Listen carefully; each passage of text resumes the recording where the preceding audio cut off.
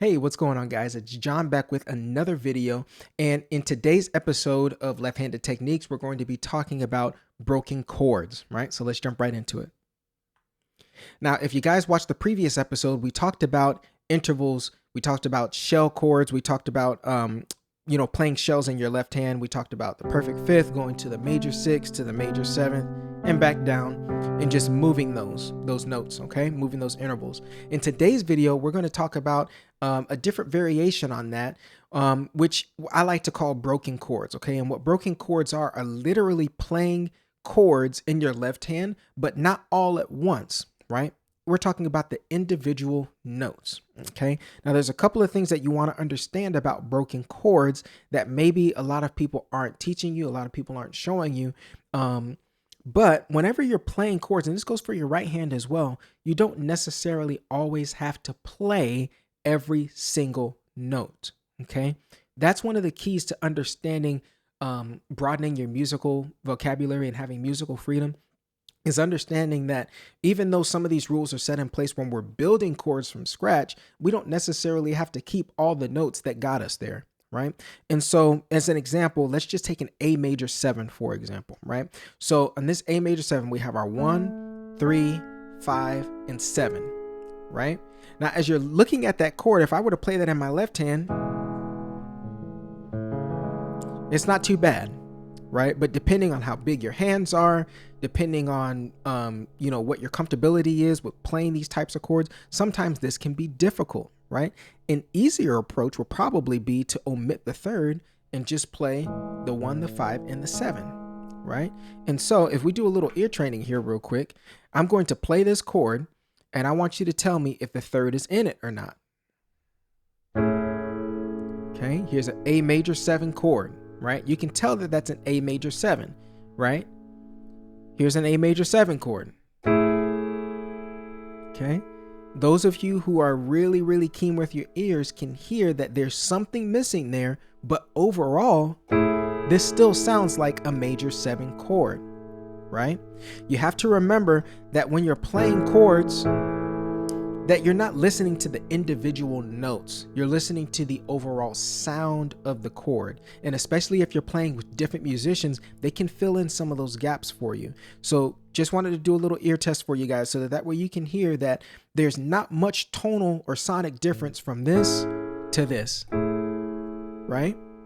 So when we're playing broken chords, what we're doing is we're literally taking that chord and playing the individual notes in our left hand. So in this case, if I was in the key of A and I wanted to play some broken chords in my left hand, I would break up that A major 7 voicing, okay? And the way that I would personally do it is do the 1, the 5, 1, back to the 7, okay?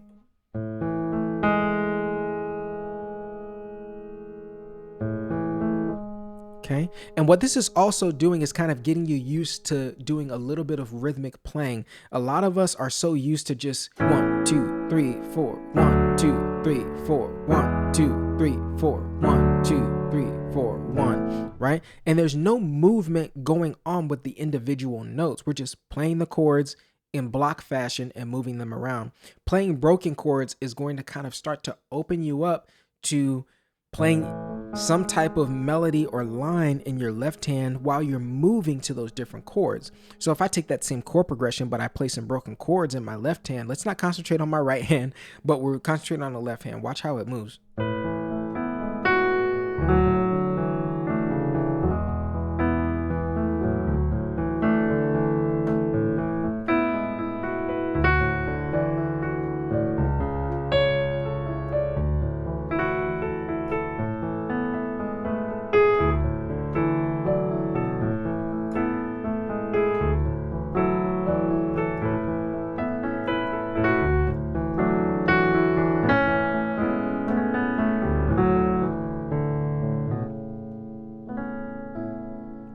Okay.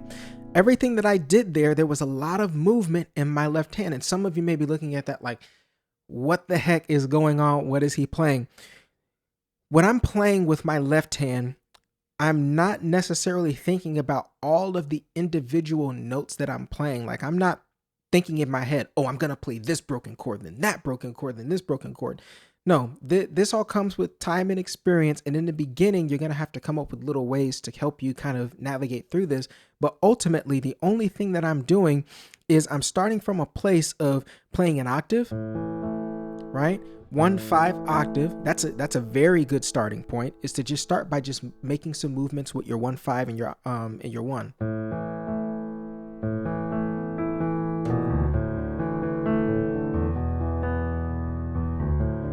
That's a good way to start this. If you want to start somewhere, just do your 1/5 1.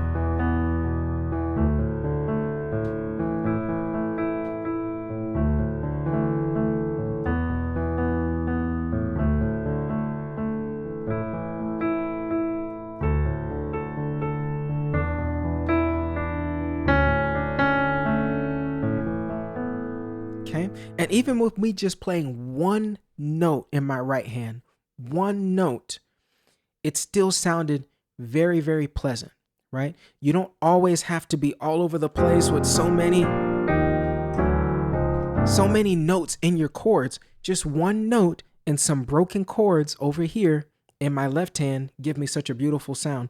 And technically speaking, the broken chords that I was playing, whenever you're doing just a 1/5 1, you're essentially just kind of doing a major triad or even a minor triad, because it's ambiguous because you're not adding your third in, but you're still breaking up that chord, right? I mean, remember, a chord is anything that's more than one note. Okay, we have more than one note here. So even though it may not be a traditional triad or something that we can lock down to a specific name, it's still a chord.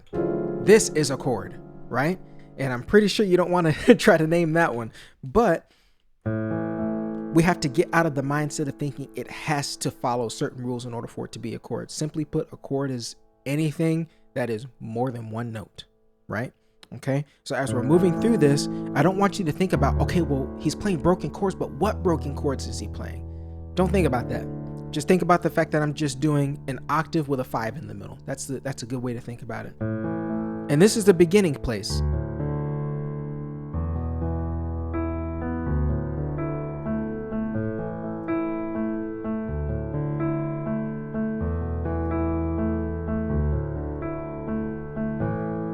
Okay, very, very simple. So for those of you who are still in the beginning stages and this is all kind of confusing for you, start there. Start with just your 1/5 and your 1. 1/5 1. Okay, and again, this is something that you want to try to do in every single key. You want to be able to, in the key of D flat,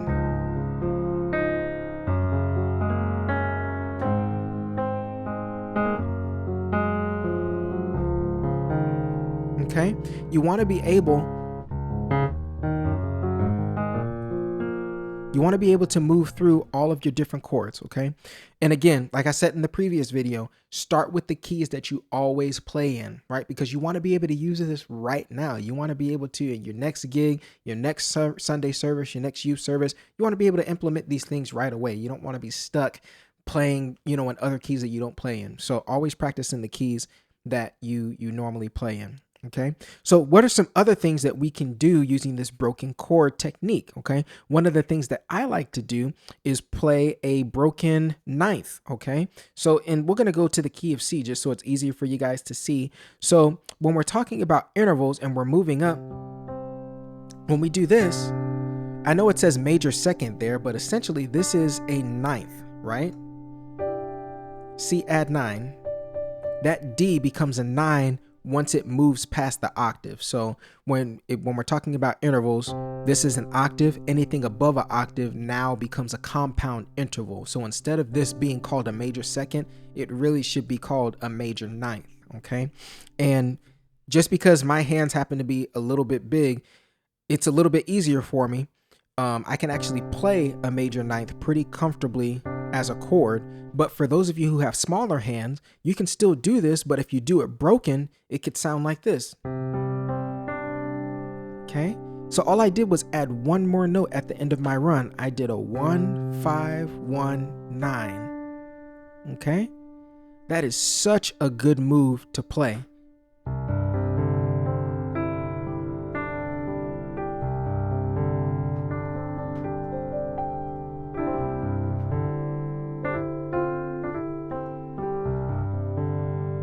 Okay, look at that left hand.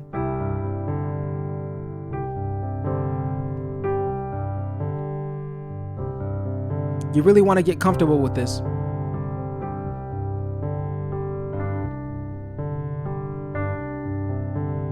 Just one note.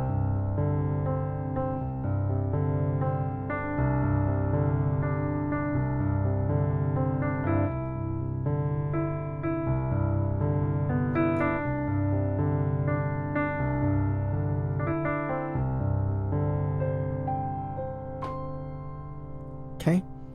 That's just a little bit on broken chords. There's so much more that you could do, but I want you guys to have a starting point where you can actually feel like you can grasp these concepts, that you can do them. And again, this is going to stretch you guys a little bit. If you're not comfortable with playing any type of rhythm or anything like that in your left hand, or even in your right hand, if you're not comfortable with it, this is going to begin to break you out of that. So I didn't want to get too complicated with this video, because I know a lot of you are really stuck in this area as far as being able to play rhythmically with both different hands. And we're going to talk a little bit more about hand independence in some future videos, but this is a good starting point for you. If you guys have any questions in regards to anything I talked about in this video, be sure to let me know down in the comment section down below. Be sure to like and share this video if it was helpful for you. And be sure to check the description for a bunch of goodies down there. I got some free courses for you guys, and there's going to be some links that I'm going to start to put down there. So be sure to always check the description so that you guys can stay up to date with everything that I'm doing. And until then, you guys take it easy, be blessed, get to work.